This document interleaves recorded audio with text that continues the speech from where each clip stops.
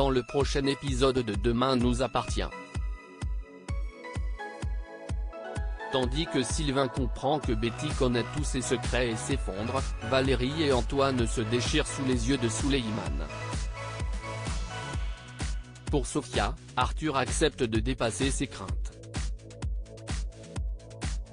Capture d'écran TF1. Attention, les paragraphes qui suivent contiennent des spoilers sur l'épisode de Demain nous appartient diffusé demain soir sur TF1. Si vous ne voulez rien savoir, ne lisez pas ce qui suit. Mardi 8 octobre dans Demain nous appartient. Désespéré, Sylvain s'en prend à Thomas. Thomas Delcourt intègre la cellule de Sylvain et ne perd pas de temps pour l'interroger au sujet de Pierre Leroy. Sylvain lui explique alors qu'il a couché avec une cam girl qui travaillait pour Pierre et qu'il s'est attaché à elle. Thomas assure qu'il ne le jugera pas et qu'il sait ce que c'est que de se laisser emporter par la colère, mais Sylvain reste fidèle à sa version des faits et jure qu'il n'a rien fait à Leroy. Georges, de son côté, apprend à Aurore qu'il a découvert que Mila avait deux adresses, une où elle recevait ses clients et une autre, la vraie, où elle habitait en colocation avec Ulysse, le serveur du Spoon. Aurore convoque alors Ulysse qui lui révèle qu'il couchait avec Mila et qu'il l'hébergeait en échange de ses services. Il ajoute qu'il ne connaissait pas vraiment Pierre, qu'il avait simplement servi une ou deux fois au Spoon, mais qu'il a déjà vu Tristan s'énerver contre lui. Aurore part donc interroger Tristan qui confirme les dires d'Ulysse. Il s'est effectivement pris la tête avec Pierre la semaine de sa disparition parce que ce dernier, qui avait trop bu, refusait de partir et se montrait très lourd avec Justine. Tristan assure cependant qu'il était de service au Spoon le soir de la mort présumée de Pierre, et Aurore rassure Justine lorsqu'elle lui demande si Ulysse va avoir des ennuis.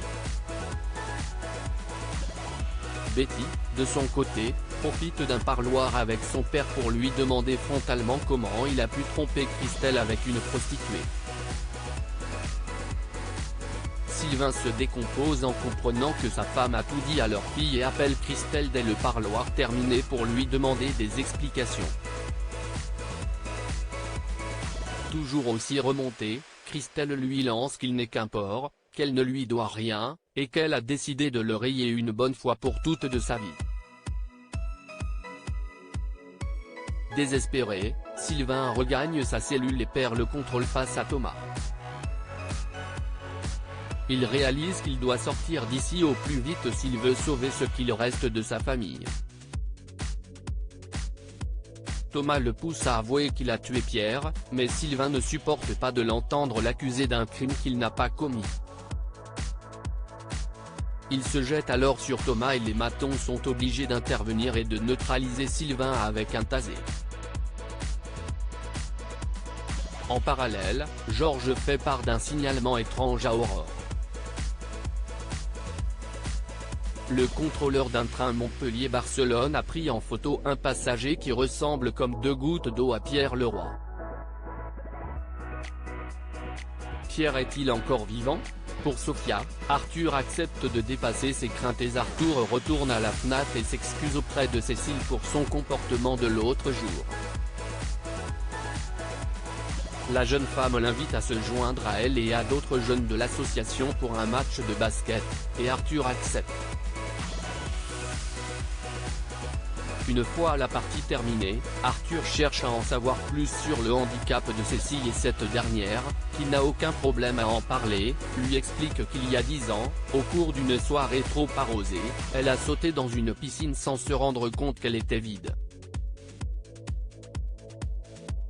Cécile ajoute que c'est grâce à la Fnac qu'elle a remonté la pente et que cette épreuve a finalement fait d'elle une meilleure personne. Bien décidé à montrer à Arthur, qui s'est bien débrouillé au basket, que plusieurs options s'offrent à lui, Cécile l'emmène à l'hôpital, où il retrouve Sofia et William. Le docteur Donnier leur présente un tout nouveau modèle de prothèse myoélectrique qui pourrait améliorer le quotidien d'Arthur. Tout le monde est impressionné mais Arthur n'est pas prêt à porter une prothèse.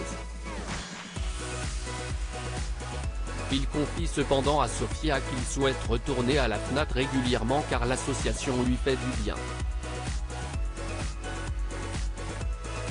Valérie et Antoine se déchirent sous les yeux de Souleymane. Valérie et Antoine boivent un café au spoon lorsque Rose débarque à son tour dans l'établissement. Valérie lui fait signe mais Rose l'ignore complètement, ce qui ne manque pas de vexer celle qui pensait peut-être s'être faite une nouvelle copine la veille chez Chloé. Valérie se demande même si elle n'a pas fait quelque chose pour énerver Rose mais Antoine la rassure. Plus tard, au lycée, Antoine fait des recherches sur Rose sur internet et pose des questions à Sandrine à son sujet, qui lui confie que Rose écrit régulièrement des chroniques pour Info 7. Au moment du déjeuner, chez les Myriel, Valérie annonce à Antoine et Souleymane qu'un restaurant étoilé de Nîmes recherche un maître d'hôtel et qu'elle aimerait beaucoup qu'il s'installe à Nîmes afin qu'elle puisse saisir cette opportunité en or. Mais Antoine refuse de soumettre Souleymane à un nouveau changement de lycée, et se montre encore plus réfractaire lorsque Valérie lui propose d'être séparés la semaine et de se voir seulement les week-ends. Face à ce non catégorique, l'épouse d'Antoine comprend que son avis compte toujours pour du beurre. Antoine se rend ensuite à Info 7 et explique à Rose qu'il était surpris de la voir chez Chloé mais qu'il n'aurait pas dû réagir ainsi et faire semblant de ne pas la connaître. Il a simplement eu peur de la réaction de Valérie si elle avait appris qu'ils avaient vécu une histoire il y a plus de 10 ans. Rose lui rappelle alors que c'était bien avant qu'il soit en couple avec Valérie, mais pour Antoine cela reste une histoire importante. Une histoire pour laquelle Rose a bien failli quitter Raphaël. Le genre d'histoire qu'on n'oublie pas. Antoine avoue ensuite à Rose qu'il aimerait bien qu'ils se revoient bientôt pour prendre le temps de discuter et devenir amis, mais l'écrivaine refuse en assurant que ce n'est pas une bonne idée étant donné sa réaction de la veille.